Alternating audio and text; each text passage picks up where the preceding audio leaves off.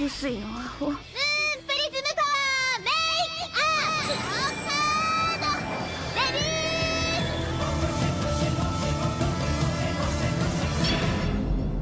ー。 Welcome to Shojo and Tell, where we discuss shoujo manga and tell who's hot and who's not, talk about themes, and just generally geek out. Today, December 17th, 2017, we'll be covering our first josei series, Tokyo Tarareba Girls, by Akiko Higashimura. I'm your host, Ashley McDonald, and I'm joined by Amelia Cook. Hello. All right, so Amelia Cook, would you like to explain a little about yourself?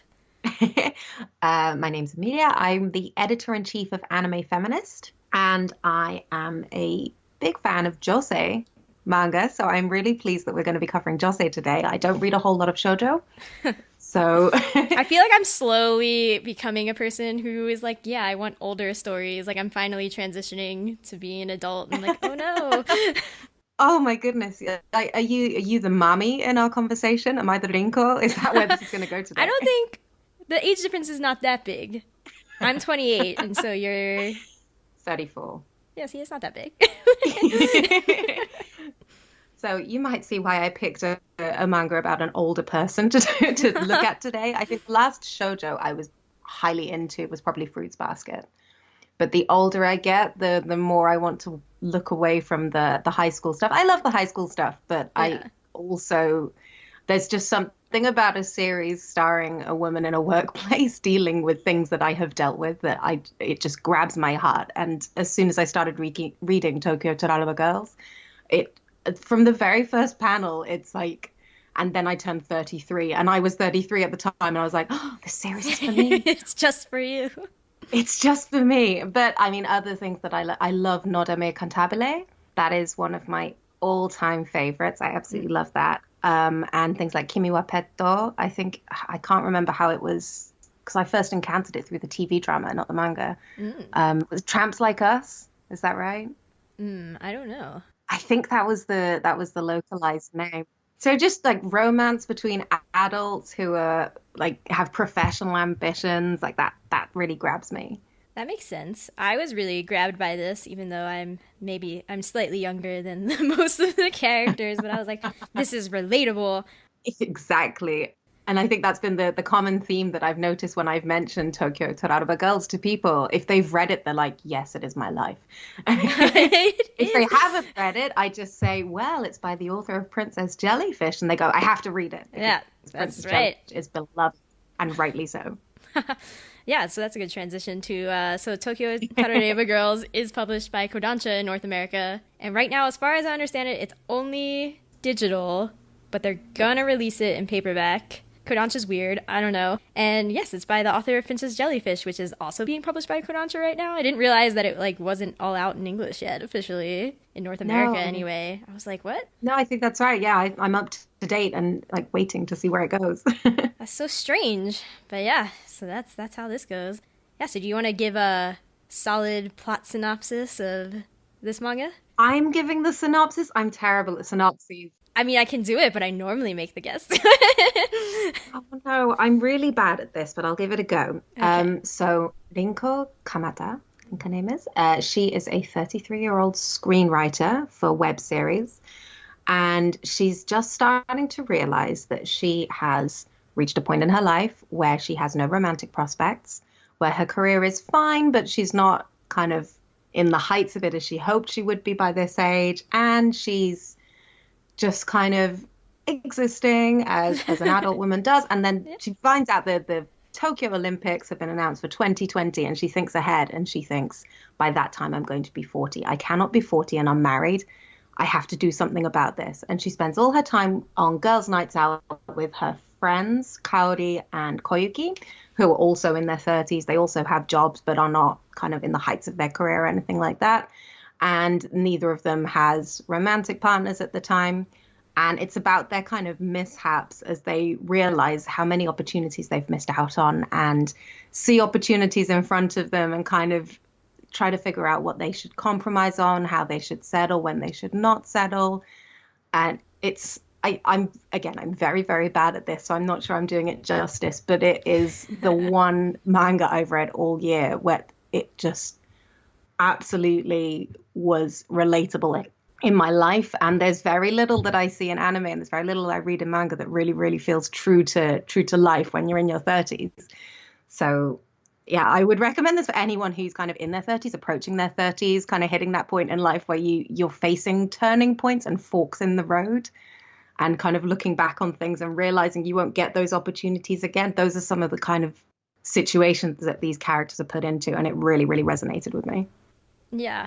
I would say, as somebody who is approaching their 30s, I would agree with that. I read it and I was like, oh my god, why does this hurt so much? Why is it so real? I also really want to make Jeff read it. I feel like it would be very helpful for like men to read about middle-aged women's experience. Like, yeah, middle-aged. Oh my okay. word. Young women's experience. I don't know, like there's no good term for like the 20 to 40.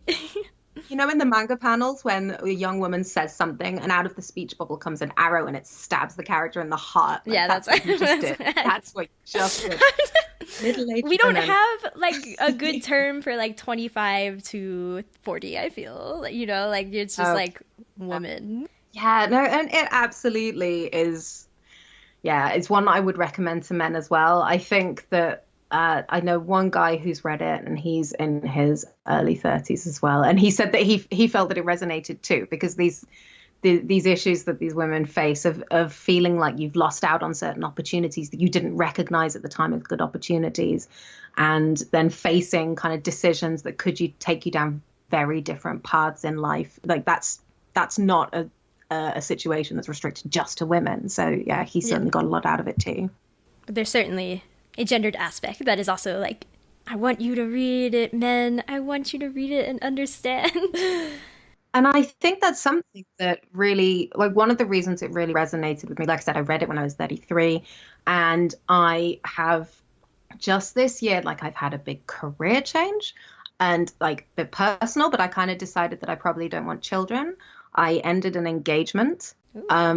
Yeah, like it was a lot of kind of big life stuff that happened basically because I reached this fork in the road where I said, you know, if I go down this path, this is the future I'm headed for, and I'm not quite sure I want that. And there are moments in Tokyo Tarareba Girls where they ask themselves these questions. They say, is it worth sacrificing on X for the sake of Y? And is it worth sacrificing on being with someone whose company you enjoy and, you know, feels really fulfilled, but they're not as available as you want them to be? Or should you settle for this kind of mediocre situation? And, you know, that's not quite the situation I was in, but okay. Just to be really, really clear. No, my situation was that I've been with someone for a while. It's not like I just started dating somebody and, you know, the relationship just didn't work out. We moved on. But relationships not working out when you're 33 feel very different to relationships not working out when you're 23. Mm-hmm. And you think, oh, I've got plenty of time. I've got loads of these years ahead of me. How many opportunities are ahead? Whereas at 33, it's like, is this actually what I want at all? So there's just a lot of big life questions that these characters are asking themselves. And I'd never seen characters asking themselves these questions before in any story that I'd encountered, actually. Yeah, this does feel pretty unique. I was like, I don't know. Like, even they reference a lot of dramas in it. Like, they do. The Gossip Girl is the young one, but like they also talk about Sex in the City a lot and stuff. And I was like, but that's not like comparable to what this is, I feel. In some way, it feels very disconnected from it still. Disconnected from? From Tokyo Tarareba Girls. Like, it's like a totally different story still, but like related. Yeah, absolutely. And I think they reference that within Tokyo Tarareba Girls. They're like, oh, it's not like we're in one of those foreign dramas where the women share an apartment and they eat pizza together and they just talk about men all the time. It's not quite the same, but it is women facing similar things. I mean, absolutely. I think anyone who enjoyed Sex and the City, who also likes manga, would get a lot out of this. Yes, they should definitely read it. Yeah, I think so. Gossip Girl, I'm not so sure. I'm not so sure. I really liked Gossip Girl, but I love Gossip Girl. It's kind of I was gonna say guilty pleasure. I'm not sure how guilty I feel, but it's one that I really enjoyed. But it's not really comparable to what's going on here. They do talk about like brands and like fashion and stuff like that, but it's in the sense of, well, if I'm single and failing, at least I've got lots of money because I have a good job. at least I look cool. Yeah, absolutely. And actually, even some of the things I mentioned there, I really related to. They go through whole like analyses of, and I'm wearing this dress to convey this sort of impression, and I'm pairing it with this coat, so I give this sort of impression. I was like, yes, that's exactly it. Yep. That's actually the I guess the parts that I had the most trouble relating to, because I am neither fashionable nor do I drink. I'm just like, okay. Oh, wow. I understand alcohol is like a big part here, but I'm just like, Yeah, right. that's huge, isn't it? I know. But yeah, I've never really been a drinker, so I'm just like, interesting. Yeah, that was one thing that I really did relate to. I am a drinker, and Rinko has these scenes where she's a messy drunk, and Yes. I'm not quite like her, but I have had some moments, and I look at her making these mistakes, and it's kind of cringeworthy, but only because it resonates, it hits hard. But there were moments then later on when somebody says to her, like, do you drink? And treats it as a positive. And that also resonates. Like, it's nice to be able to have this kind of social habit in common. I guess it must be how smokers feel, but I've never smoked. So just to feel like, yes, this is something that we can do together, and we can have a conversation over a drink, and that's fine. And I'm not being judged for it in any way, which, at that point she's been judged a lot, very publicly. So she was probably just relieved by that point. Yeah. I feel like I've, have hung out with enough drinkers to be like, yeah, this feels real. This feels like how this goes down for you. I've heard your stories. Yeah, I guess before we move on to like full-on spoiler stuff, I just wanted to know like what your absolute favorite thing about the series is. That's a big question. I think, my favorite thing is just how relatable it feels. But I guess to try and express that a bit more clearly, I think this is a series that does speak about women's experiences very honestly. And I say women there, this is not a universal, all women definitely experience this. But there are, as you said, there is a gendered aspect to this. I felt like this year, I had particular pressure to make decisions before I turned 35, because that has a big impact on if you want children or not. That's a big decision that you have to make if you have a uterus, particularly. So that was something that I felt was a huge source of pressure this year, and to see that kind of acknowledged and discussed in such an honest way. And these characters, they don't look particularly good all the time. They are judgmental. They make bad decisions. They make themselves look bad. There's so much in there that is just really raw. And it's so far away from what can be very romanticized romance in manga. So yeah, that's something I really appreciate. It's not afraid to look at kind of the uglier sides of this experience. I would agree with all that. I'm trying to be like, what's my favorite thing? But I'm like, no, it's just that it's really relatable. And like, even if you don't relate to everything, because I don't, I think there's like, there's one thing in there that you're going to relate to so hard, and you're just going to be like, that's my life. Like, that's exactly it. Yeah, for sure. No, I don't relate to all of the characters, but I relate to enough of it that, like you say, the impact that has is more than enough. Yeah. And I guess my brain is amazed at because it does feel like a fairly realistic, like simple story, but I'm like, but it's just so engaging. Like reading it, you're just like, I gotta read more. I gotta know what the Tara and Reba are gonna say. The liver and milk things are gonna like, what snarky things are they gonna say to them? Like, I don't know. I need to know. Yeah, absolutely. And I first encountered it when there were only 3 volumes. I actually reviewed it for Otaku USA. So I had a review copy. I think the first 3 volumes as review copies. And of all the things that I was sent to review that month, it was hands down the only one that I was like, no, I need to read more. I have to read more. Where is more? And I actually bought the final 3 volumes in Japanese because I was just so desperate to get to them. So I read the final 3 volumes in Japanese, and I still, absolutely loved it. I would say that by the end, I was kind of like, oh, is that the ending? Like, all right. That is something we can discuss in the spoiler zone. Yes, spoiler zone time, y'all. All right, so this is where we will discuss our like favorite scenes, any themes we want to bring up. Obviously, love confessions and the whole ending, because that's a pretty big pretty stuff goes down. Like, it does. All right. Does. But we'll start off softballing it. I'll say some of my favorite scenes. So the thing that I related to the most, which is actually really applicable to now with Star Wars having come out, was everything with Rinko and the movie dude. What was it? Okuda was his name, I think. Yeah. So it's basically she goes out with this guy and he, their initial engagement is like, oh, they were looking for the same movie in a rental place and they connect over movies. And Rinko's like, this is great. And he's like, it's great. You're a screenwriter. Like, we have such mutual interests. Yeah. But then slowly she finds out that he's like maybe a little too obsessed with movies. Like, everything's a movie reference for him. And she's like, oh, I want to watch this movie. And he's like, nah, like, let's watch The Dark Knight instead. It's one of the best movies ever. And she's like, yep, here it comes, The Dark Knight. That one film. I got it.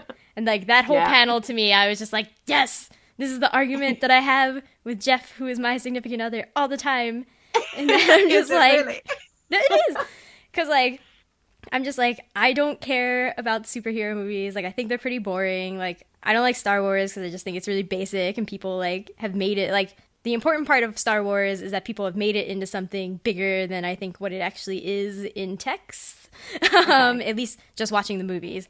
There's a bunch of text, so there's a lot to go on there. But having only watched the movies, I'm just kind of like, I don't know. I don't understand.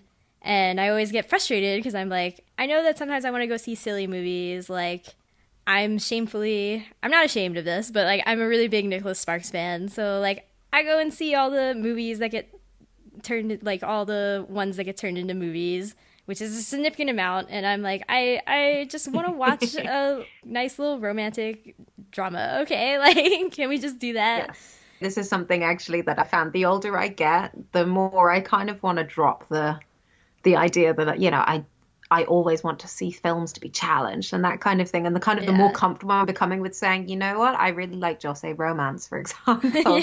Like, I just really like watching characters fall in love. It's okay. I'm like, I don't understand why everything has to, Jeff has I try to only go see movies that have like really good ratings from critics that I love. And I'm like, don't you just want to like take a chance on a movie sometimes? Like, don't you just want to be like, maybe I'll like it? Like, I don't really understand this mentality.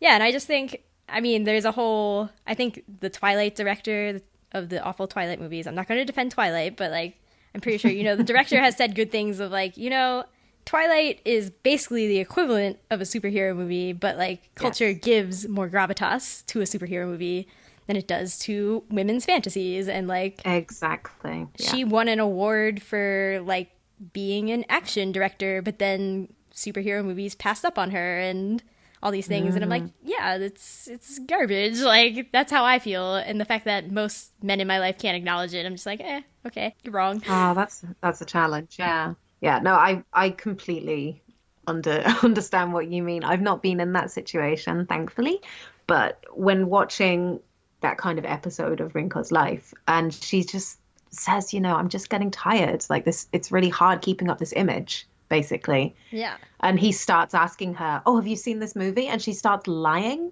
because actually she knows if she says, I haven't seen it, he'll suggest that they watch it together. And that sounds like a really nice thing. And her friends don't get it. They're like, you're so lucky you get to watch films with this guy in this bar that he runs. There he makes you bespoke cocktails. What's wrong? This sounds like the dream. Yeah. And it's hard for her to explain to them. No, actually, it's really exhausting trying to just hold a conversation through movies. I just want to talk to him, and he puts it all through this filter. And when he says, it's my dream that on New Year's Eve every year we'll make a top 30 list of films together. And there was a part of me that was like, that actually sounds really fun. But at the same time, her thought process after that is, I can't possibly make a top 30 films list with a guy who won't include Sex and the City on it. Because that was a really important film for her. And he just dismisses that out of hand. So it's not even just that he's focused on films. It's, as you say, it's the fact that he disregards and devalues the films that are important to her. Yeah. And that's untenable. You can't have a relationship on that basis unless you compromise drastically, which she refuses to do. And I am so pleased that she refuses to do it. Yeah, I mean, even from a practical standpoint, I was like, making a top 30 list sounds exhausting because I'm like, wait, do I even watch 30 movies in a year? Like, I don't know if I do. How many movies you gotta watch to make a then top 30? You gotta watch a movie every day? That's like I could see some. I don't know. We've been talking in Anime about what our like our top anime of the year are and that kind of thing. And I was like, oh, it'd be really fun if I were dating someone who was interested in anime as well. Maybe we could put together our own top 10 list or something. And like, yeah, that could be really fun. But not if he wasn't prepared to put like josei anime on there, for example. Like if he just instantly said, oh, I'm not interested in that. Yeah, that would be a huge problem for me. So I think Rinko's instincts are good. She doesn't always communicate exactly what she means well to her friends. And they know her really well, so they kind of disregard what she says half the time anyway. And like that's something I love about it. I didn't say earlier, but the representation of female friendship in this is beautiful. The way that they care for each other so deeply that it doesn't actually need to be discussed. You've got some stories out there where they have groups of female friends and they say to each other, "I love you," and that's really sweet. But that's not my experience of my day-to-day with my friends. It is making fun of each other. It is kind of being each other's, like, I guess, wingman. And like, you like that guy? What do you need? Tell me what you need me to do and I will do it for you. And I will make this circumstance as perfect for you as possible because you're my friend and I care about you. But you don't actually need to say you care about them. They're just there for each other and that's understood. Yeah. Like, I love that. I also think it's refreshing that it's not a story of them, like, turning on each other. Like, yeah, they have arguments, but there's always I feel like a lot of these stories normally go like, and then they got interested in the same guy and like tried to sabotage each other. And I'm like, oh God, thank God it's not that. It's not that. And actually, it's kind of the opposite of that almost. Like through their relationships, like each of them is telling the other, like, you're better than him. You deserve to be with someone better. And they're kind of supporting each other so that whether they're with a guy or not, they're still okay. And, it ends up with them not being in these perfect fairy tale romance situations. Yeah. And they're not at any point in these perfect fairy tale romance situations. Even so, probably the closest you get is Rinko and the movie guy. And it looks so perfect on the outside. And then as soon as she gets into it, it's like, no, this is not right. And I love that they did that. That's a really unusual circumstance to find in a story about women. Yeah. So I always appreciate things that, depict female friendship because I always feel like it either goes like a catty route or there are no female friendships because it's all dudes and there's only one girl. Exactly. But yeah, that's part of why I like some shoujo series too, like Kimi ni Todoke. I think I like more for the depiction of the female friendship than I do for any of their romance. I'm like, whatever. Right. That's fine, but like, who cares? That's a good recommendation. Yeah.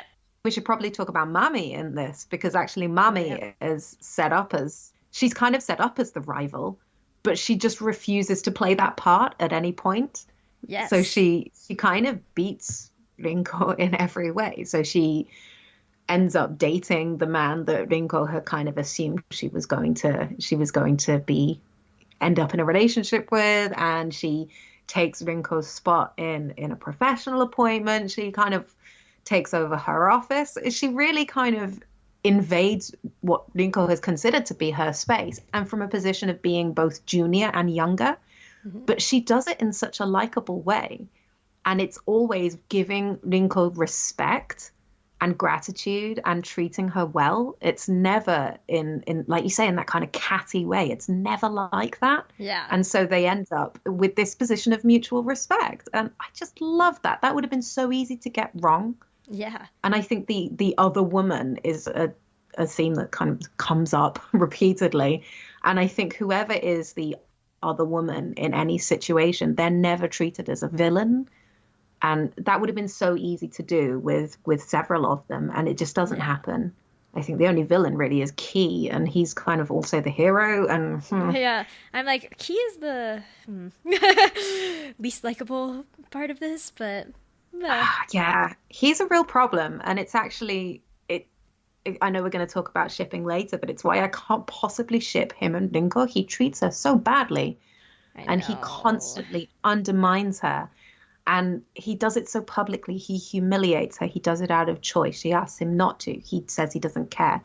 There is no part of him that values the things that he should value about her to be in a relationship. And Rinko kind of, she takes a risk on him, but I kind of almost feel like she shouldn't have. But at the same time, I mean, you've read right to the end, he says. Yeah. So the fact that she chooses between kind of settled, stable guy that she knows she gets on with, and they want the same things, and she ends up choosing Ki, knowing very well that it could end badly. And I have some sympathy for that choice. I mean, that's essentially what happened to me this year. Is I walked away from what could have been a very, very good relationship, but not for anyone else. But the fact is, I can understand her turning her back on that and saying, I'm going to go for the unpredictable. I'm going to go for the situation where I can't predict the outcome and where it could end badly. I know that. That's fine. I'm accepting that possibility, despite spending like 9 volumes berating myself for not making better choices earlier in my life. Right now, I'm making a decision. I'm making it knowing that it could end badly. And yeah, I just kind of wish it hadn't been Ki. Yeah. So I respect that she makes that decision. And I love the fact that Higashimura doesn't make it obvious. Like, it could have been a win-win. If she'd ended the manga with her saying with Hayasaka, I would have been like, yep, fair enough as well. Yeah. So either situation is a good outcome, I think, in telling the story of this particular character. That's true. I'm like, I respect Rinko's line of thought in that decision. Exactly. I'm just like, I just don't like Ki, though. And I feel bad for Mr. Hayasaka. Exactly. Oh, so sad. It is. But I do really, really appreciate Mami. Mm. Because I agree that, she could have been, in the end, like, a total rival and just, like, played into the stereotypes of, like, young people are more interesting than older people and they always win. Like, ugh, whatever. No. But in the end, she, like, drives for 3 hours to go help Rinko make a decision and all these things. And she like becomes part of the friend group by the end. I'm like, that's great. Exactly. I love it. And it's not that she gets these things because she's young. I think they do a really good job of making that they do. Higashimura does a really good job of making that clear. So Mami, like there's a scene where she's called to the set because they want to rewrite because the sponsors didn't like something she'd written. And she's like, oh yeah, I thought that they might think that. So I wrote an alternative version last night. And because I guessed that on the way to the studio, I actually emailed it to them. So they should have finished reading it right about now. And oh yeah, we can continue with shooting without losing a second of the schedule. That is efficiency. That is organization. That is thinking ahead. Mami is not just young. She is genuinely talented and she is genuinely driven, and her ambition is just so beautiful to see. And Rinko like isn't really threatened by it. Almost Rinko looks at it and is like, oh, I used to be like that. And that was another thing that I found intensely relatable, because I started Anime Feminist kind of after a period of time where I was thinking I have no ambition anymore. I kind of hit a point when I was 31 where I was just like, I don't even know what I want. I have no direction. I'm just kind of existing. And that's more or less like the situation that Rinko finds herself in at one point. And so I have real sympathy for her kind of looking at Mami and being like, I remember being that driven. What happened? What changed? So it was really great to see her doing the North Izu tourism shoot that Ki gets for her. And she ends up kind of remembering what it's like to love her job and remembering what it's like to feel that motivated again. But she does it all without ever slamming Mami. Mami's just ambitious and capable. And so is Rinko, and she just has to remember that. Yeah. I think you mentioned like the one nice thing that maybe Ki did. Maybe it was nice. I don't know. I still don't know. Yeah, right? It's like, oh, he tore her apart, but like maybe that was good, and then he got her this thing, but then he still sucks. I don't know. Yeah, I still don't really understand his motivations, and I don't really trust him. I don't really like him, and I think Rinko could do better. But Rinko also made a very conscious decision to walk away from what many would consider to be better. So, there's some merit to that. But yeah, poor Hayasaka. Yeah, poor Hayasaka. But yeah, in relation to Mami's, just genuine talent, like I really liked when she went on she had like one line where she was just like, I guess it was when Rinko and her were talking about why she broke up with Hayasaka and has all these boys, but like doesn't stay in a long relationship and stuff. Yeah. And then Mammy was like, well, I'd rather focus on my work right now. Like, I want to make millions of people happy versus just like this one mediocre person over here. Like, whatever. And I was like, yes. Yeah. So good. It really is. And that, I mean, again, super relatable. At the moment, I'm just completely immersed in work and I'm loving it. And I completely get why Mammy is thinking, you know, the one person kind of doesn't matter. And especially because Hayasaka was very clearly on kind of a marriage and babies track. Yeah. Mami's like got no time for that right now. She's busy. Yeah. So I think that Mami is a great character. And I did not expect that when we first met her. I thought she was just going to be kind of a joke character.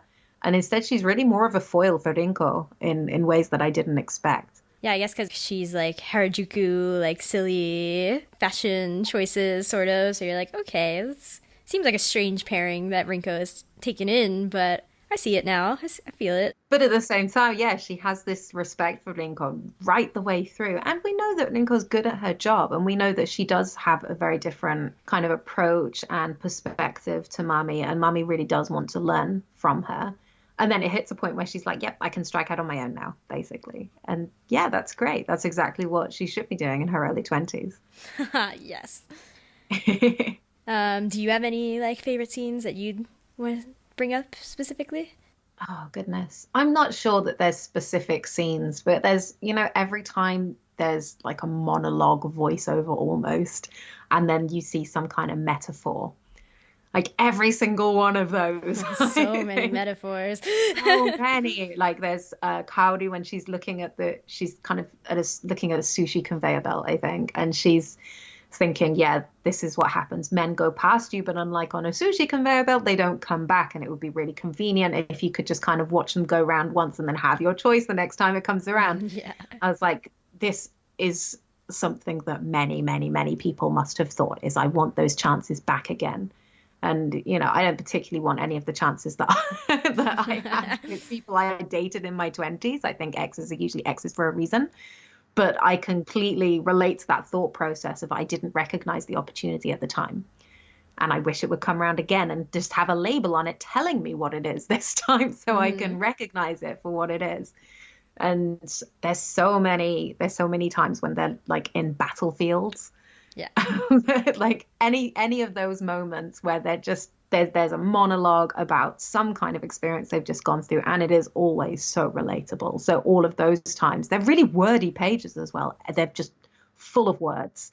Yeah. And sometimes I'll just kind of glaze over, but not with this. Not with any of those pages in Tokyo Tarareba Girls.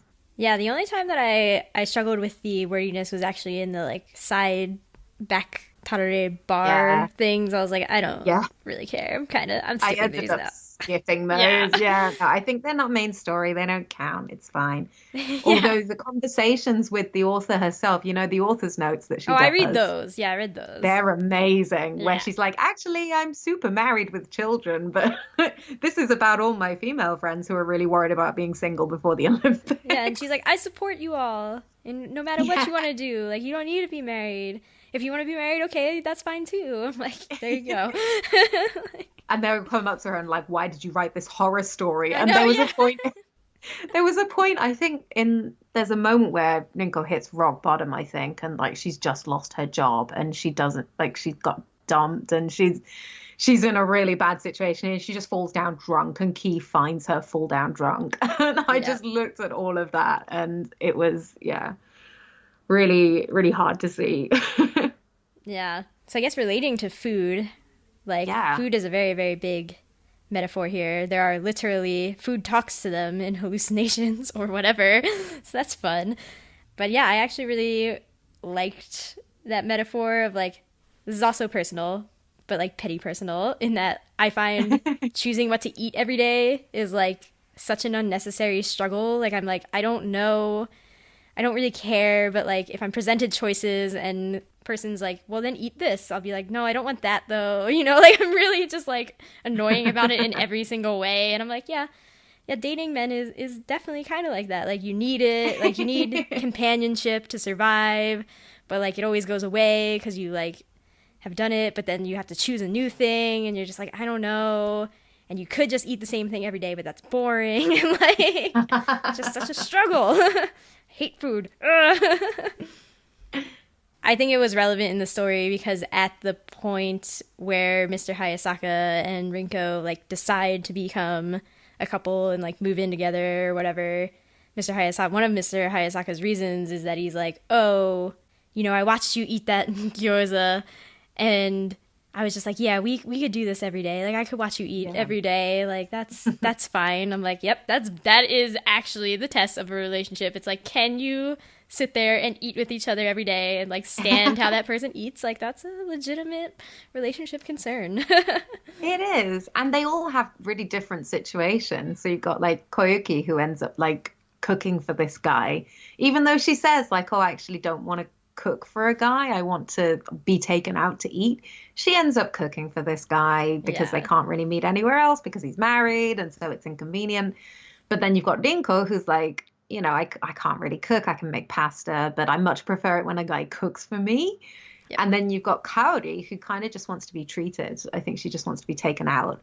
But she remembers back to when she was dating her musician boyfriend Ryo. She remembers back to when they just had ramen together, like cup ramen together in their kind of grotty apartment. And like, it's just the fact that it's kind of represented in all these different ways. Like, I think that was something done quite deliberately. And it's kind of the way that you have food with somebody and kind of the situation where you're most comfortable eating with somebody, I think does say things about a relationship. Mm-hmm. And in each of these, you know, Koyuki ends up cooking for the guy even though she doesn't want to. Kaori does get taken out to these fancy places, but she's also like, oh, I remember when you used to just have cup ramen together and that was nice too. Yeah. And Rinko gets cooked for, but she doesn't actually, you know, when they actually are eating, he always wants to put a movie on in front of her. He doesn't actually want to talk to her. Yeah. So she doesn't get the experience that she wants either.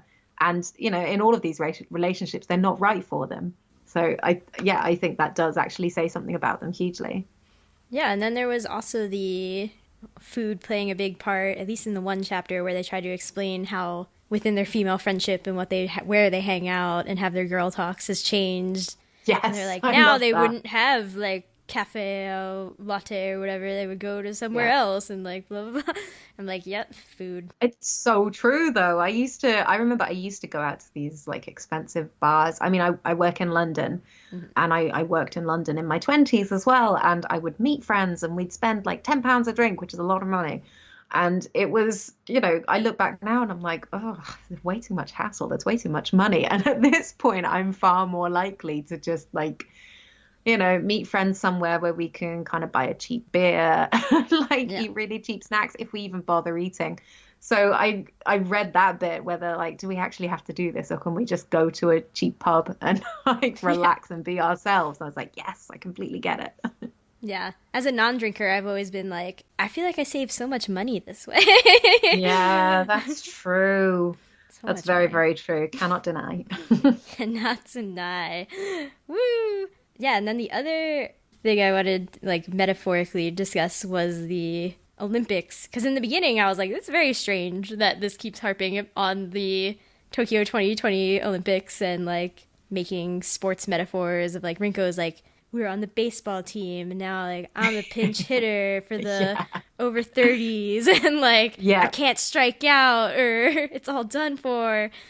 And I'm just like, okay, I find this a little weird. But then, in thinking about it, I was like, you know, I think I actually kind of like it. Like, I think I like the resonance of 2020, both her being 40, like, 2020 adds up to 40. Mm-hmm. 2020 vision, she sees the past more clearly, but is also like, oh God, what do I do in the future? Like, that's really what I need. How does the past inform what I'm going to do in the future? And like all these struggles. And I'm like, all right, I dig it now. I feel like it gets a little dropped halfway through. It's not as mentioned how like they see the bridge every once in a while and whatever, but I'm like, all right, you know, manga, that's just how it goes. Well, that was a literal situation as well, wasn't it? Where the author, like her friends suddenly all started like going into high gear to try and find husbands before the 2020 Olympics. I was just like, this is so culturally specific, but like, I still like it. I'm not sure it is. So we had the Olympics here in 2012. Yeah. And I was 29 that year. And I didn't think of it at that point in terms of, must be married by then. But I certainly when would they have been announced? Let's say 7 years earlier. So what, like 2005 or something. So I'm in university studying Japanese and thinking, oh, there's no way I'm going to be in London in 2012. I'm going to be living in Japan. Oh. And this like looking ahead and saying, this is what I want my life to be like by then. And what you expect your life to be like. And, when I was in university, obviously, I was looking ahead at a really long period of time. And I was like, yeah, I've got, the world is my oyster, all these opportunities. Whereas had they made that announcement now, I think I might have been thinking in those lines of, oh, I'm going to be 40 by then, because I will be 40. In 2020, I will be 40. No, that's not right. That's not the way maths works. But I will be close enough that, do you know what? Give me 2 seconds. I need to work out exactly how old I'll be. I'm 34 now. It's 2017. Okay, so I will be in, 37. That's right. Okay. Slight diversion. Very sorry. I'm losing track on my own age. That's how bad it's got. But yeah, I completely understand hitting that point. And even if I'd been looking at it and saying, okay, I'm going to be 37. Where do I want to be by 37? And I only just decided this year that I probably don't want children. Had I looked at this 5 years ago, I would have been saying, oh, well, of course, by 37, I'll have a family, I'll have children, I'll have a house, I'll probably have a mortgage. These are the things that I want. And now at 34, I'm saying, no, actually, that's not necessarily what I want. But I've been feeling the pressure of that situation for the past, 15 years or so. Yeah. So I have a lot of sympathy for them saying like this big milestone event is happening and I can see what my life is going to be like at that point, and I'm not content with where I see it headed. I do have sympathy for that. I think it's like you were saying earlier, where you can kind of understand Rinko's thinking, but you don't necessarily think you would have thought in exactly the same way as her. Yeah. So yeah, that's the way I feel about it, maybe. Sorry, that was kind of garbled. No, that's cool. I'm just like, oh, I guess I should start measuring my life by Olympics. Yeah, it's a bad habit to fall into, I think. But I do remember even when they announced the 2012 Olympics, and I was thinking, oh, there's no way I'm going to be in London. That's going to be a mess. And actually, I was working in London in 2012. And I was going to work every day, and we had the Olympics on at work. And I never could have predicted that I would have been in that situation, because I had no intention of even being in the same country, let alone working in that city. Well, was it a mess?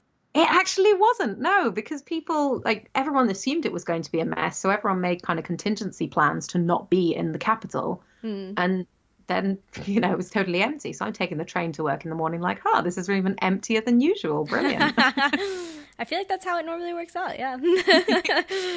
So I didn't really, like, the sports metaphor side didn't resonate with me as much, actually, because I never played sports, but you did, right? Yeah, I did. I play hockey.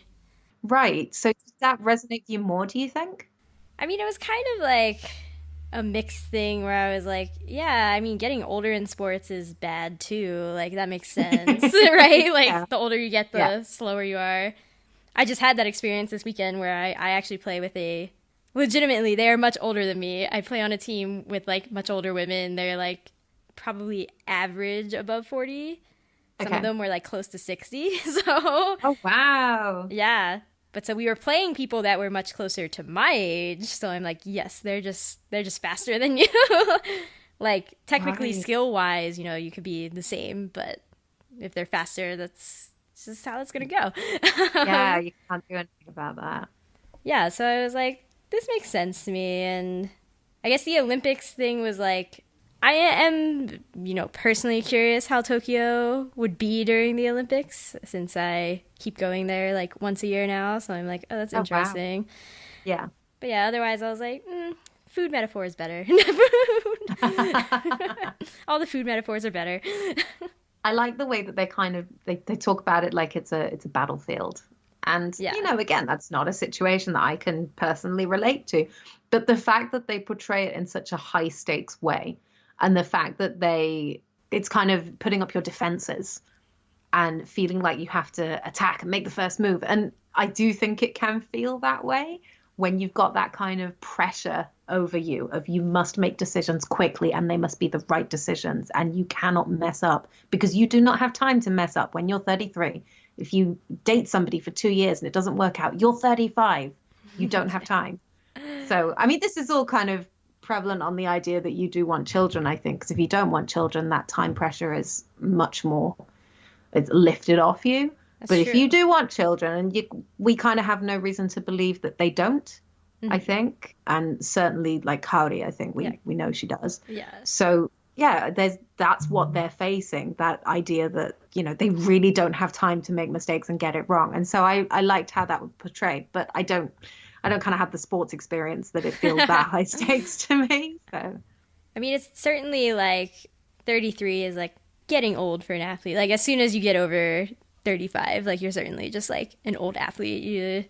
Especially for, you know, sports like ice hockey, NHL people. It's really weird for me now to look and watch NHL games and be like, half of these people are younger than me. Like that's really strange because that's very different than what it was the whole experience. I was like, oh, all these people are so old.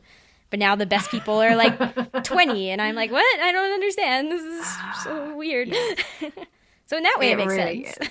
Yeah, absolutely. And I think it's no coincidence that they are set in a world where they have musicians and they have models and they have actors in Tokyo Tarareba Girls. And they are constantly surrounded by people who are young and professional and, you know, just full of enthusiasm and motivation. And, you know, that's not a metaphor. That's just within the text of the story. These are the kinds of people that unfortunately they're surrounded by. So they get their faces rubbed in it all the time.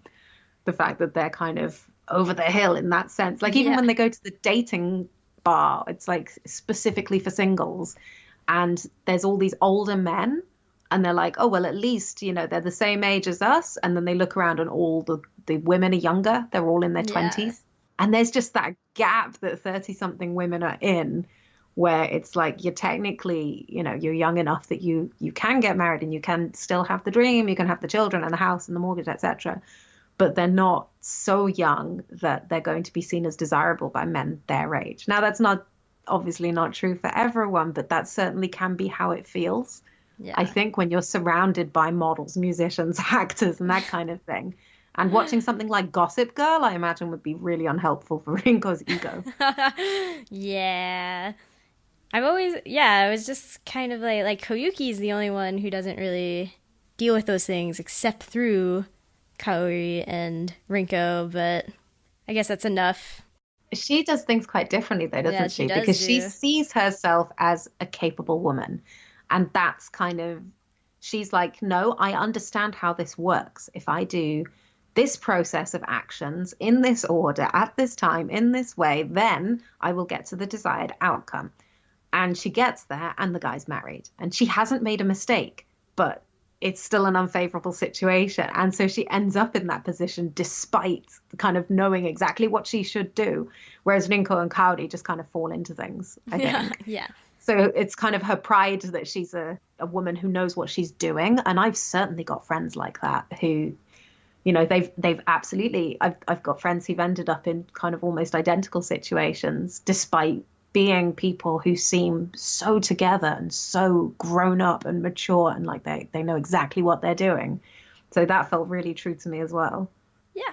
I guess I'm like, my life experiences have been kind of strange with people that my friends have married or not married in that. Oh, really? So like Jeff and I have been together since high school, which is weird. Are you serious? Yeah. I know Jeff, right? Yeah. I met him back in August. I didn't realize that you guys have been together so long. That's amazing. Yeah, so now it's almost like 10 years. Wow. But what's weird is that we have friends who started dating like a week after us, like literally a week, who also like they're married now. They got married this past year.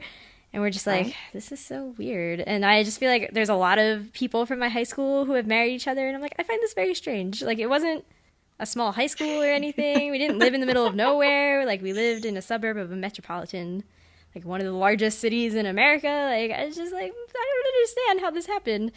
That does seem unusual. I don't know any friends of mine who were kind of together in our equivalent of high school who are still together. I don't know anyone. Yeah. That's amazing. Well So done. we're all weird. That's what I've concluded. I'm like, I can't explain this phenomenon. It's just strange. I think I've seen friends in like versions of all of the experiences that I saw in Tokyo Tarareba Girls. Like obviously, filtered for realism because everything in there is heightened. Yes. But yeah, I've absolutely seen friends go through all those trajectories. I think I'm in a kind of equally unusual position in that most of my friends are not married and don't have children and haven't yet settled. And I'm 34. Most of my friends are 33, 34, or like people I was at school with. And yeah, most of them don't have that situation yet. So I think that's quite unusual too, actually. I think probably you and I are on either end of a spectrum of friend relationships, and somewhere between us, that's what the average experience Yeah, that's what the is. normal people are doing. Exactly. Yeah, that's what we're all like aspiring to. Just normalcy. Why can't we just all be normal? Well, see, not anymore. And that's one thing I quite liked about Tokyo Tarareba Girls. It ends in quite a weird situation where Yeah. nothing's ended up where how people thought it would. And it's, it ends on her 34th birthday. Yeah. And I read that the week of my 34th birthday. Wow, this manga has really got you. It really did. It really did. And the fact that she ends it in this, they're all in this quite uncertain situation still. There's no fairy tale ending. There's no happily ever after. It's this is good for now, and I don't regret the situation I'm in. And that's kind of become my aspirational kind of position. Is just to feel like I'm constantly comfortable with the decisions I've made. I think I've spent a lot of years just thinking, oh, this is where I've ended up, and this is not quite where I want to be, and I wish I'd done X, Y, Z to avoid that. And just to feel like, yes, this is the right decision. I made the right call, despite making decisions that probably society would suggest I shouldn't have made. Like, I think Rinko's position there is really enviable in that sense, and that's become really aspirational to me. Yeah, it's really got me. It's really got you. I think that was the hard thing about reading the Tarareba like side things, is that I was like, I'm not sure that Milt and Liver's humor makes sense in this, like, especially juxtaposed with the comic that would come after, where the author is like, I support you in any decision. And I'm like, I didn't feel that after having read those 3 nights out or whatever. Yeah, no, it kind of doesn't feel supportive at all. Yeah. It feels very much like if you're single at this point, then that is your fault. You should fix it, and there are easy ways to fix it. Just spend less time with your friends. Oh, I did really like the first one that I guess it was one of the early ones, and it was like, here, your standards of men should be human, alive, not dead. I was like, yes, amazing. Aim high. Yeah, like that's all. And if you really have to set standards, then like pick one thing that you're looking for and just go with that. But I guess now we can move on to talking about love confession scenes that we do or don't agree with. Which one did you like the best? I don't know. I mean, it's also hard because I don't, with Kaori and Koyuki, it's like, well, I definitely don't want them to be with their people, even though they like say nice things. But no. And then like Mr. Hayasaka, I'm just like, I'd be depressed if I was you. I kind of love that. She's got a thing about ugly rings, right? Oh yeah. So because this happens in Princess Jellyfish too, where a character goes to propose to another character, giving no spoilers whatsoever, and just goes out of his way to buy the ugliest ring. And she's kind of done it again here. She's not made quite such a feature of it, but it's another example of just the ring representing kind of all her hopes and dreams. And actually, if Mr. Hayasaka had pulled out a Bulgari ring when he faced Ninko the first time when she was 23, she might have gone for it. Yeah. Because she was 23. And that's what Mami does. That's how she makes her decision. Because she's like, oh, well, he pulled out a Bulgari ring and they're pretty expensive, right? So he'll probably treat me really well. Yeah. I mean, that's fair. Yes. I thought I really liked that first scene when she's just kind of being really judgmental, but Yeah. It's fair.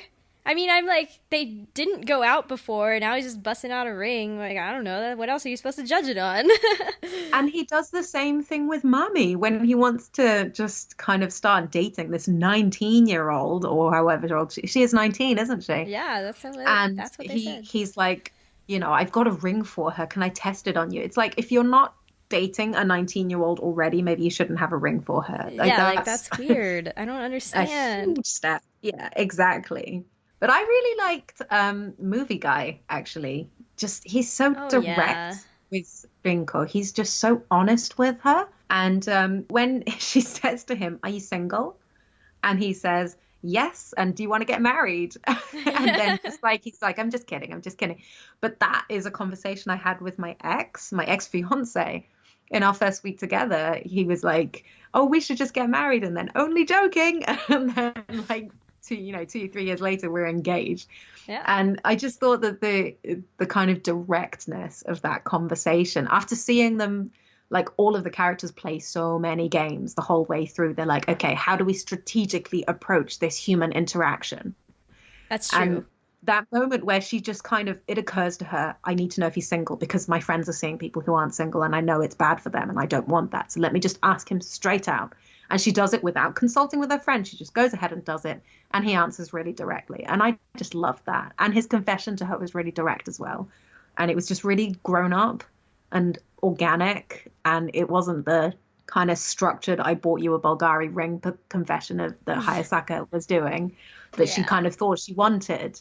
But actually that kind of direct communication probably suited Ninko better. And I think you could even say that that's probably the reason that she and Ki eventually did connect, is because they were just really honest with each other. And that was really painful at the beginning, but over time it becomes less painful. Oh, Ki is nothing if not honest. I guess Exactly. That's a word for it. I think we've got some evidence for the fact that Rinko appreciates that when it's kind of honesty in a way that's kind of flattering to her, I guess. Like when she goes to North Izu and everyone's like, "Oh, you're so young," and Yeah. and then they're just being really sincere and she loves it because it's really flattering to her. I guess I liked Movie Guy's like initial interaction with her too, because I'm like, oh, this feels natural, like the coincidental thing where you just met in a place and then you're like, oh yeah, you figured out something, some connection, and you're like, oh, this seems fun, like maybe we should pursue this a little. And I'm like, yes, great. Wasn't work or anything. It was Yeah, exactly. No, it was a good little meet cute. And in retrospect it makes perfect sense because the film that they bonded over was a romantic comedy. It's Green Card. And of course she would be attracted to somebody who likes that film enough to rent it. But then it turns out the reason he's renting it is because he doesn't own romantic comedies, because he doesn't rate them enough to own them. So even from then, it's like the seeds are there. But yeah, she thought they had loads of stuff in common because of the way that they met. And yeah, it would have been a great connection if he'd just been a better human being. yeah. It was effective how creepy he came off eventually. I was like, wow. I was a little bit worried it was going to go too cartoony when Yeah. he's like pushing her to get her hair done at the salon. Yeah, the hair thing was a little far. I think like that was a step too far. Higashimura didn't need to go that far. She just had to have him constantly talking about films. Yeah. And asking Rinko, like, have you seen this? Have you seen that? And like putting films on instead of talking to her. Like that kind of thing, that would have been just fine. And I think that would have been kind of almost more relatable on its own. The hair salon thing was a bit too much. Yeah, I could see him having said it once, but then he said it like 3 times, and I was like, all right. Yeah, every day he's like, have you been to the salon? Have you been to the salon yet? It's like, no, just for him to say that once, like you say, that's unsettling enough. But it does lead to this great conversation between Rinko, Kaori, and Koyuki, where they're talking about whether they can or can't compromise on that, and like where their line is. And Kaori makes some comment like, it's one thing if it's your clothes, but your hairstyle is very different. And Koyuki's like, I won't even compromise on my clothes. What are you talking about? And then Mami comes into work and she's dyed her hair black because Mr. Hayasaka said that he thought it might look good on her. And it's just that conversation of what it means to compromise and when you should and when you shouldn't. Like that was, I think, a really valuable conversation. And it essentially is the foundation of Tokyo Tarareba Girls, is like, do you compromise on what you think is best for you right now, based on what you think you might want in the future? Or do you not? Do you stick to what you think you want at the moment? So Yeah. I kind of like Mammy. Again, she is younger, so she has time to like correct things. But I feel like she was like, yeah, he was like, maybe you'd look good in black hair. So she's like, oh, I decided to try it. Like, why not? It'll pass. Like, whatever. yeah, exactly. Even though it kind of it does change her her identity and kind of the way people relate to her, because the characters all mention her hair. They talk about her pink hair. They talk about her blonde hair. That's how they kind of see her identity as just a Harajuku girl, and she just gets rid of all of that and dyes it black and doesn't really care that, like you said, she's got time to just kind of play around with that. And Rinko doesn't have that attitude at all. That makes sense. Well, is there anything else you'd want to mention before we do a love quiz? Oh, I think we've covered the main things of it. I just love it so much. I was rereading it for this podcast, and I was just kept getting kind of carried away, and like the first time I read it through, I did a lot of kind of live tweeting of it, so I put up loads of screenshots into my Twitter, and I really wanted to do that again. I was like, no, I don't have time. I don't have time for this. There's so much that's quotable in it, and there are all these moments. I did end up putting one up, I think, where I was like, nope, still effective, because it's the first time I'm reading it since turning 34, and I was like, how's it going to hit me this time? And then I came across something quotable like 2 pages later. I was like, I need to resist the urge to just do this every 2 pages. Yep, that's what I found when reading it too. Oh, really? I was like, oh, I want to take a picture of this. But, like, eventually I was like, well, I don't want to, like, now I'm in volume, like, 6. Probably shouldn't, like, spoil I stopped too for many the things. Japanese volumes. Yeah, there are a few things, especially when I read the final volume on her 34th birthday, and I was turning 34, and there were a couple of things that they say around that I wanted to screenshot and put up. And I was like, no, you can't. This is getting to an unfair point now. Yeah, right? Like, you're like, this is 1 or 2, volumes 3, like, okay. But after that, you're like, this is just story, and you don't know what's going on anymore. Exactly. All right, so which love quiz would you like to take? What percentage marriage material are you, or why am I still single? Let's go for the marriage material. I'm very curious about this. Great. So do you, I like to take it as specific characters. Do you have a particular character that you would like to pretend to be? I think it has to be Rinko. All right, so we will take it as Rinko. So if you can open it too, because sometimes if we disagree on an answer, we can put different answers, and then maybe we'll get a different response. Yeah. Okay. So, yep, I've got it. All right, so I will read all the flavor text and everything. So this is a BuzzFeed quiz that is, what percentage marriage material are you? With the subheading, are you built for commitment? And the first question is, do you always apologize when you're in the wrong? Answers, I would if I was ever in the wrong. Yes, but it might take me a while to realize I've done something wrong or to swallow my pride. Or, yes, I always apologize if I think I've hurt someone. I think it has to be yes, but it might take me a while. Yes. I think Rinko's pretty stubborn, but she's not inhuman. She's not cold. That's true. I agree with this. Next question. Which of these things do you do for your partner? Tick all that apply. All right. All the things we can tick are make a conscious effort to compliment them regularly, say thank you whenever they do anything for me, try to be enthusiastic about things that aren't necessarily interesting to me, but are important for them, tell them you love them regularly, make an effort to concentrate on only them when they're talking. Ooh, okay, so we have to tick try to be enthusiastic about things that aren't necessarily interesting to me but are important for them, don't we? We have to. She definitely tries that. She does try that. So that's one. I think the last one is applicable. Make an effort to concentrate on only them when they're talking. Yeah. I think that's fair. And maybe say thank you whenever they do anything for me. I think she does thank Ki when he sets up the North Izu tourism thing for her. I know that's kind of orchestrated by Kaori, but it's not like it's alien to her. And she does when she's dating movie guy Okuda.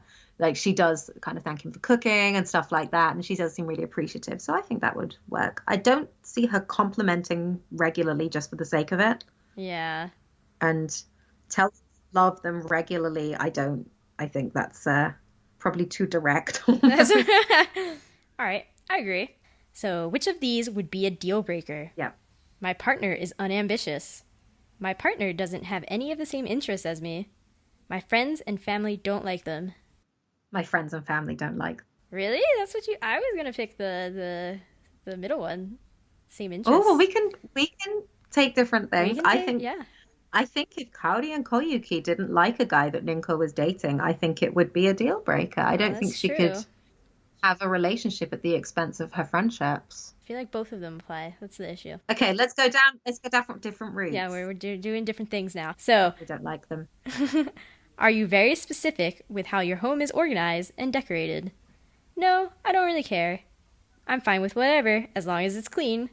Yes, it stresses me out otherwise. This is a tough one. I kind of think she doesn't really care, but that's because she has mommy cleaning up after her.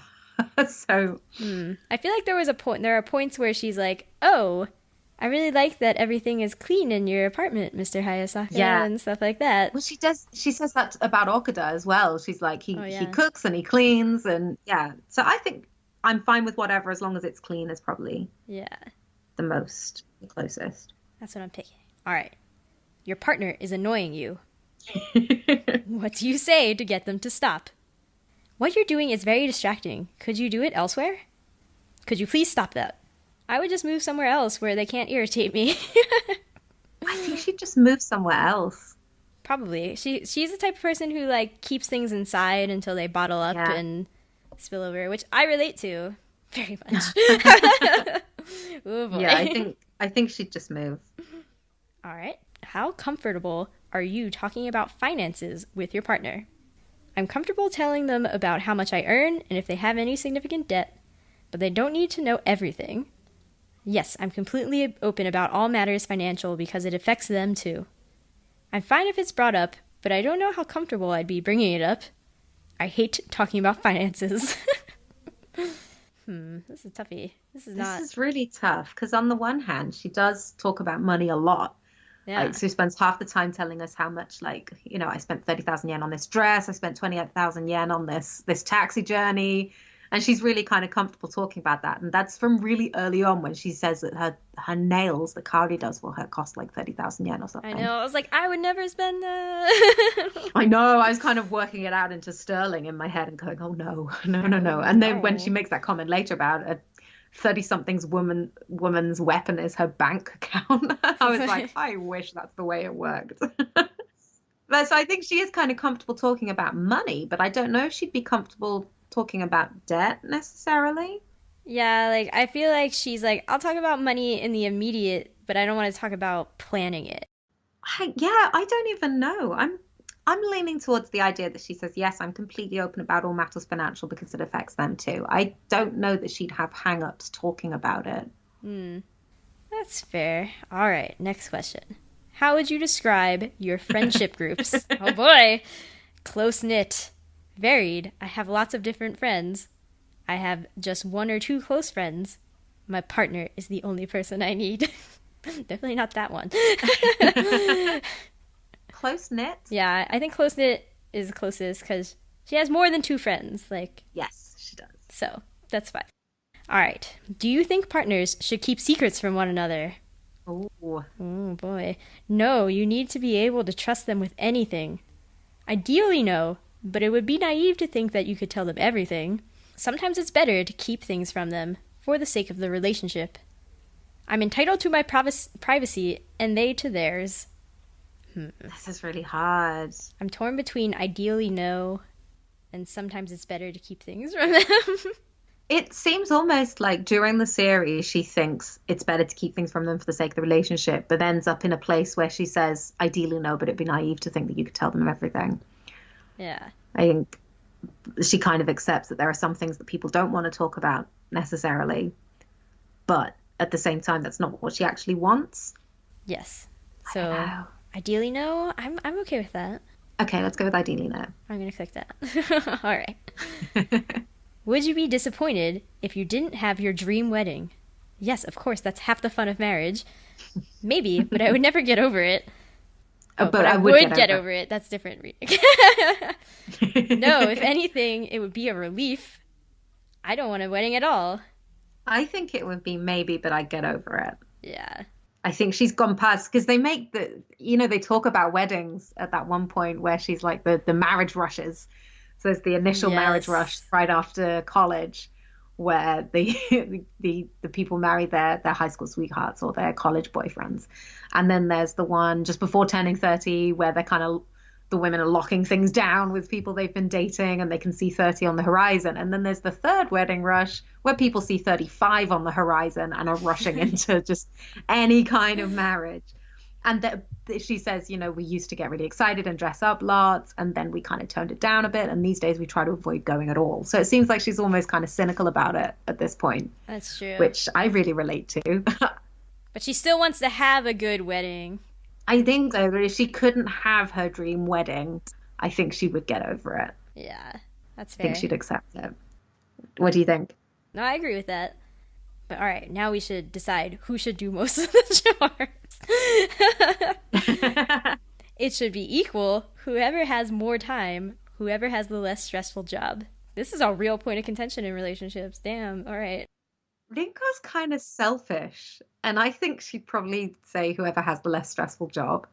Because Mami cleans up after her, and then when she's like, she kind of seems like she likes to be waited on. So, Dating Movie Guy was great because he was a bartender, and then at home he'd cook and he'd clean, and he'd look after her.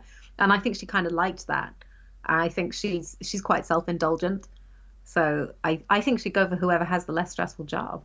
That's true. Those actions do speak to that. I guess the one hang up is words that she said to Mr. Hayasaka, where she was like, you can cook and I'll do the laundry and like I'll do this to your shirts and make sure that they're all like great. But she didn't actually do those things, so we can't trust exactly. words. I think she is a romance screenwriter, and I think there is a part of her that we see this throughout where she romanticizes the idea of relationships. They all do it actually, which is another thing that I love. They all romanticize the relationships they want to be in. And Kaori looks back at her boyfriend with like rose tinted eyes, and then she spends time with him and she's like, oh, that's right, you never listen to me, that's so annoying. And Rinko does exactly the same when she kind of berates herself for not taking a chance on Hayasaka. But actually the things that she didn't like about him, it wasn't entirely, he doesn't have a lot of money and he doesn't have a lot of style. Like a thing that she was kind of frustrated by was like him being overwhelmed by the city and like not feeling comfortable there and stuff like that. And it's like, no, those are kind of legitimate things to feel like you don't connect with someone on. So I think she kind of, dresses this stuff up and is like, well, if I were in a perfect relationship, obviously it would be perfectly equal. I don't think that's the way it would actually go. Yeah. She's being real about it. Yeah. Yeah. Ooh, next question. Do you ever want to get married? Well, no, I think marriage itself is unnecessary, but I would like to have a lifelong partner with that level of commitment. No. So we can just ignore that right now. Exactly. Yeah. No, I wouldn't want to be tied to just one person. Yes, I think my life would be empty without it. Yes, but only if I met the right person. Otherwise, I'd remain unmarried. Ooh. Oh. So it's definitely a yes, because she kind of states repeatedly that she wants to get married. So does she think her life would be empty, or does she only want to get married to the right person? Yeah. Would she be okay not being married if she never met the right person? I don't know. I don't think that she thinks her life would be empty because like she does like her job. So like her life wouldn't be empty, right? That's true. And she does really value her professional life. Yeah. There's a great moment where she's like, it's okay if you screw up in love, but if you screw up your job, that's a problem. That's where you're really wrong. Yeah. Yeah, exactly. So yeah, okay. So let's go with yes, but only if I met the right person. Okay. Results. Okay. What percentage are you? I'm 73% marriage material. Me too. Oh, yeah. What a coincidence. What a coincidence. You might not even be in a relationship, but whoever you end up with will have hit the jackpot. Aw, that's right, Rinko. I agree. You're exactly such a good character. 73% marriage. That's probably a fair assessment of Rinko, actually. I think that's fair. I know, right? I think that's legitimately fair. All right, so now shipping corner, what we're all really here for. So I guess we should save Rinko's relationships until the end, since she's, the main character or whatever. So how do we feel about Kaori and Rio? Conflicted. I love that they're so comfortable together, but he doesn't treat her very well, and she I don't think she's quite as into him as she wants to be. So yeah, conflicted. I think I was very surprised, actually, that, like, after Ki told her to run away because she was the third woman or whatever, that, like, he never came up again. I was genuinely shocked. I was like, wow, he didn't, like, chase after it at all. And I think that was disappointing to me, because I guess it proves that he, like, really wasn't into her. But I was like, oh, man, I really thought he was. Like, I really thought if she just openly ever asked him, why do you keep dating this model? Like, we should just be the main couple, that, like, he'd be like, oh, maybe I'd consider that. But no. And that's, she never does. She doesn't. She says kind of repeatedly, like, oh, I can't ask him that. I can't ask him why he's with this woman who only eats salad, who he doesn't actually enjoy spending time with. I can't ask him. I was like, no, but you can, though. At least once. But she likes having even the illusion of a relationship that's meaningful. And it is a meaningful relationship in a way, because it's somebody that she does have a history with and a bond with and that kind of thing. But, it's just... And he's really likable. And I think Higashimura does that really well, because I love it when he's on the page. Mm-hmm. I think he's a really charismatic character, and I completely understand Kaori feeling drawn to him. But... yeah, it's not good for her. She was right to run away. He's also just, like, kind of cute looking. Like, I'm like, yeah, I like you. You're fine. You're good to look at. Like, you're a musician. I guess that makes sense. But he's a model, and I'm kind of like, I don't like you or how you look, but all right. Like, personal tastes. Exactly. Yeah, Rio comes across really well, and Kaori is really, we kind of see... I mean, I really like them because they're an odd couple, and I really like odd couples. Mm. So, as you probably guessed, when I said I like Nodeme Cantabile and I like Kimoe Petto, and like it's all about these couples who seem kind of mismatched. And Kaori's like she's this kind of gorgeous nail salon, like nail artist, and she like is with this really scruffy musician. And like when they probably were first together, maybe their friends were like, what are you doing? And I just thought that was really cute. Yeah. And I thought their relationship was really cute, but it's less cute when he's with other women and kind of treating her badly. But at the same time, she consents to all of this. She knows exactly what's going on, and I kind of don't want to take that away from her. She knows the deal, but she does over time expect it to turn into something else, and Ki knows it never will. And Ryo knows it never will, and it's just kind of getting her to see that, I think. Yeah. But I always just was so disappointed that I'm like, you have perfect opportunities to just say it to him once, and then you would know so definitively. But I think that's a really, I kind of love, this is sort of what I meant earlier when I said that it shows you kind of really raw, ugly sides of this situation, is I love that there's no conclusion there. There's no kind of clear resolution, because actually sometimes things just do happen. You get ghosted or you ghost somebody else, and you just never know what happens to them, and that happens. That's especially true. Now. So I love that there were some relationships where that just happened. All right, so then how do we feel about Koyuki and Mr. Marui?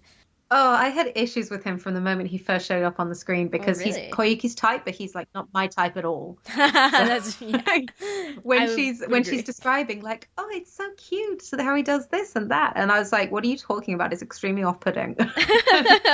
You're like, he's old. Why is he saying that? In a cutesy way. Like there were some things he did that were really nice, but it was I've got friends who have dated people like this, where they're really perfectly inoffensive. But they're like, I don't even know how to explain it, but they're exactly like Mr. Marui, where he's just like perfectly inoffensive, but comes across to me as bland. Mm-hmm. And kind of, I don't understand what Koyuki finds so great about him at all. And I'm like, Koyuki, you're kind of kick-ass. What are you doing? But he's her type, so... I feel like we're supposed to think he's bland, but that just Koyuki likes that blandness. In a way. But that's so strange to me. Like, I kind of would have expected someone like him to be the example of settling, but instead that's Hayasaka, who he's not bland exactly, he's more generic. I think Yeah. subtle difference. Like he's kind of the archetype of the sort of polished professional romantic. Whereas Mr. Marui, I feel like there's nothing stand out about him. If I had to describe him as a character, I don't think I could. The only ways I would describe him are like a little bit needy and like trying to be cute, but like maybe not cute if that's not your deal. Uh, which Well, he's being cute, I guess, and I just don't really like cute in people. there you go. I don't know. I don't. Yeah, probably that's it. I mean, I don't like Key as a character, but a softened version of Key, like, where he's just so direct. And I made this comment in a tweet a few days ago, actually, but I really love it when someone can make fun of me to my face in a way that makes me laugh. And that kind of walking that line between offending someone and being just hilarious, being able to walk the right side of that line is something I really, really value. And Maru is the kind of guy who will never go near that line. No, yeah, And no. so just not interested at all. All right, fair. So we've discussed. Okay, well, no, that would be a Rinko relationship. All right, so Mami and Mr. Hayasaka. I kind of loved this Oh, for yeah? the length of time that it lasted. I have to say, yeah, I really did. And like, I thought that the things that he was drawn to about her, and again, she's kind of a foil for Rinko, so it makes sense. He's attracted to Rinko later on, and he's attracted to Rinko when she was younger. He sees the same qualities in Mami. You know, he's got a type. I can get behind that. And he's not like put off by her appearance or anything. And he doesn't tell her to change the way she looks or anything like that. And he's just really appreciates her. However, she absolutely does the right thing breaking up with him. She's 19. Good call. Yeah, good call. Good call. So yeah, I think it's kind of, yeah, I don't really understand what a 30-something man would see in a 19-year-old girl, and same for vice versa. I'm 34. I'm not going to be dating a 19-year-old anytime soon.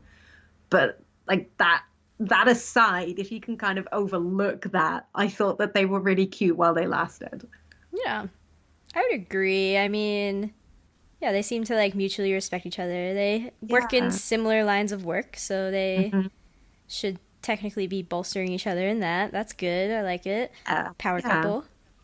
And they could be, and Rinko right? foresees that future a few times where she's like, oh, they're going to be this power couple and I'm going to be like shafted from the entire industry. And, like, she's not wrong though. If that were the path that Mami wanted to go down, she totally could. And what's great is that it's done in such a way that it's not like she's sleeping her way to the top or anything, which is another situation that Rinko sees in her job. It's not like that at all. He just really likes Mami, and she's like, I might as well give it a go, because that's the way she approaches life in general. Yes. It's just like, yeah, why not? This opportunity's come my way. Let's see what happens. Embrace it wholeheartedly, and let's just see. So yeah, I really liked it. All right, so now we'll go on to Rinko's tons of relationships. It's not that many. But we've already talked about Movie Guy, but I think generally we're like, that seemed pretty okay, except that maybe his creepiness was taken a little too far in this one instance. But otherwise, like, respect Rinko's decision, but also, like, he's probably, he just needs to find a girl that is equally into movies as he is, and then, like, they're golden. Great. I thought that was a really good thing about it, though, is that they're both, he makes the comment that they're both at this age, they're both in their 30s, and he's like, it's really hard to meet people who have similar interests at this age. And it's like, yeah, he's choosing not to compromise. He is looking for somebody to fit a very specific niche in his life. He knows what their life together is going to look like, and that's what he wants. And Rinko's not that person, and that's fine. So I thought it was completely relatable. That's sometimes just how these things go. Yeah. I think I was always a little weirded out that nobody was ever in his bar. I was like, this doesn't seem... How do you make any money? Pays the bills. Yeah. I'm like, and you have to all have these free some drinks for Rinko customers. as well. Yeah. I was like, I don't know about this, bro. That's cool. If you say you make money off this, like, good for you. Yeah. I'm not shown it, though. No. Then we have Rinko and Mr. Hayasaka. I still think that they would have been good. Like, I would have been cool with that. Yeah, it is win-win. Like this is the one that hurt my heart, Yeah. I think, because it is a perfectly good relationship and she can see exactly where it's headed and she's fine with that outcome. She's happy with that outcome. If Ki were not on the scene, she would be with Hayasaka and she would have a perfectly good life.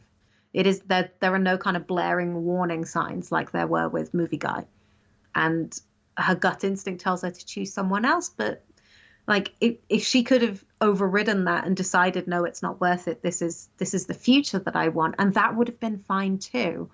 So she set it up, so Higashimura set it up so well, I think, that Rinko has these two choices and they are so different and there isn't one that's kind of superior to the other, really. Yeah. I really thought, I thought believably the whole time, I was like, I know that Ki has been set up to be the one, like, kind of the mysterious main character hero who she'll probably end up with. But I was like, but I think, it could end up with Mr. Hayasaka. Like, I believed the whole time that was a legitimate possibility, which is really hard to do. Most triangles end up, like, you're like, no, one of them is clearly going to win. Like, exactly. I think it's handled really, really well. And yeah, I'm sad for Hayasaka. The only thing that I found a bit kind of hard to believe was how well he took it. I know, right? I think that, that would have been perhaps a good opportunity to make the point that actually men feel these pressures too. And for him to kind of perhaps feel a little bit like he doesn't have time to waste and kind of make that point there. Not in a cruel way, but just, perhaps he could have thought, I thought this was going to be so easy and, it was an easy choice for him. Yeah. Almost. But at the same time, it's totally in his character to throw himself at somebody kind of ring first. Yeah, try right. And start a relationship from the deep end. So, maybe that's not like a result of him feeling pressure. Maybe that's just finally somebody accepted and was in the right life position to move on with him in that way. But yeah, I thought they could have worked together really well. They could have had a lovely future together. And I'm a bit sad for him that Rinko didn't choose that. But I get it. I do hope he finds love someday. Poor Mr. Hayasaka. He definitely will. Oh. Definitely. So then the main couple, Rinko and Ki. I don't like Ki enough for this. I almost feel like his sad story is kind of a cop-out for, like, him being a jerk. Yes, thank you. Exactly. And I'm like, no, I don't want that. It's like he goes so far in one direction. Like, he goes so far to being cruel. And it is cruel. And there are moments where I'm like, this is kind of abusive. It's not okay. And it's so far in that direction that I think maybe Higashimura thought he needed something that dramatic to pull him back so that you could root for him. But it didn't really work for me at all. This didn't work for me. Like, finding out his backstory, I was like, I mean, this was hinted the whole time that he had a young wife who died. Yeah. And, like, I guess it's supposed to be even worse because they knew each other that long and he was so young and she wasn't. But I'm like, I don't know. That's just I also found that weird. Kind of weird. Yeah. Like, I don't think I'd marry some kid just because I wanted to get married. Like, I know. I find that bizarre. It reminded me of a combination of, like, two things that I love but I don't necessarily want them to go together is, like, Nicholas Sparks books. Like, that's kind of the premise of my favorite one, A Walk to Remember, where it's like her one wish is to get married but she's going to die. And then she genuinely falls in love with a person and they get married. Like, okay, fine. I bought that in that situation. But also, like, Grey's Anatomy level drama where I'm like, what's going on here? Like, I don't understand. That's such a good point. That is a situation straight out of Grey's Anatomy, isn't it? It is! Yes, 100%! Exactly like but Grey's Anatomy knows exactly what it is, and it does feel out of place in Tokyo Tarareba Girls. Yeah, like, Grey's Anatomy is exactly a weird hospital drama where everything is, like, too much coincidence, and, like, so many traumas have happened at this hospital at this point that you're like, that's totally unbelievable, but fine. Like, you're not pretending to be something else. In specific context, it's totally believable because that's what happened there. Yeah. Tokyo Tarareba Girls, I'm like, what? I wasn't keen on his backstory. And it, like you say, the rest of it is so realistic and it's so kind of relatable. And then this backstory that isn't really plausible. Like, I Yeah. don't know, maybe there's an edge case or two where it has actually happened somewhere in the world, but reading it as a 30-something woman, I'm like, I would never get married to a teenager, I which know. is I don't remember how old he actually was then, but he'd known her since he was a He was child. 18, I think. Yeah, he'd known her since he was a child, and Yeah. then they got together as a couple when he was 18, right? So Yeah. I wouldn't marry an 18-year-old even if I were about to die, but marriage does hold this kind of almost mythical place in Tokyo Tarareba Girls where they're like, we have to get married at all costs. And so, Yeah. it fits in with that, I guess. But Key's just awful to her. Yeah. And it's not enough to win me over for that. Yeah. I feel like what was missing from the backstory, too, is just like, we don't really get to see him fall in love with the doctor lady. It's just kind of like, we're Right. told Yeah. that, he's been with her since he was 9 or whatever. She's been his doctor. And Yeah. then we skip to 18 and he's like, I'm totally in love with you. And you're like, wait, what? How did that happen? Please explain to me. And then she dies and he's like apparently super devastated. And you're like, okay. Like, I would have Yeah. accepted it more, I think, if it was more of a like him just being nice, like kind of both of them just being like, oh yeah, we're just doing this to fulfill the wish. But also we kind of could maybe have had real feelings if, I don't know. It was weird. I don't know. I don't know if that particular age gap plus life experience together plus power dynamic weirdness, I don't know if There's that no way combination overcoming could it. ever work for me. I don't know. I would have preferred some more realistic view and like of Key as a character. So he's 25, he's this hardened cynic. I don't know, like parental issues maybe. Like if if he's just not seen relationships work, or he's got this really kind of embedded idea of how good relationships function, and he says some things that are super judgmental of the way that Rinko lives her life. And I wasn't sure at first what that was rooted in. And I still don't think that the backstory that we get really explains that. Yeah. When he says, a good woman doesn't go out drinking with her friends kind of thing. And it's like, where does that come from? I don't think that that's actually backed up well enough. I mean, I guess it's supposed to be like, you're wasting time. You could die at 33. Like, I've seen it happen. And he's just like, thinks everybody's going to die. But at the same time, I'm like, that's a completely unrealistic view. I don't think that's a strong enough point to make, to be honest. And Yeah. it's just one example of Higashimura dropping the ball a bit. But I don't think that's the point of Tokyo Tarareba Girls. It's not actually the romance. The romance Yeah, happens. it's true. The point is that the milt and the liver disappear. That's the main thing, is that she gets to a point where she's no longer asking what if, and she's no longer looking back and regretting. She's no longer looking forward and kind of hedging her bets. She's committing wholeheartedly to a conscious decision. That's the point. So what that decision was and who it's for, it's kind of almost irrelevant. But the fact is, Key is so unlikable that on a shipping side of things, I just can't. Yeah, exactly. I can't get behind that at all. Ugh. And I think it's just another example. Like, I don't think they're going to be a couple together forever. I think they're going to break up, and Rinko's going to find herself like 35 going, yeah, that might not have been the best idea. Just going to go back to Hayasaka again, being like, no, for real this time. Yeah. We're going to 10 do years it. time, she's 43. Yeah. Yeah. I mean, potentially, Oh my goodness. Yeah, I think the other thing I was like, I mean, I guess this was also inevitable, but the way that Rinko's like, I'm not the what if girl, like you're the what if boy, and I'm like, all right, cool, like I don't feel it, but sure. I guess you had to inevitably say that, but I don't feel it. Yeah, no, it doesn't really apply. And he's not in the same situation. Like he's almost in the opposite situation. He's more of like the fact that he's 25 and he's so sure that he knows exactly how things should be done and exactly how romance works and exactly what Rinko should be doing with her life, to the point that he's that judgmental about it. Like, that's kind of almost the opposite of what if. I know.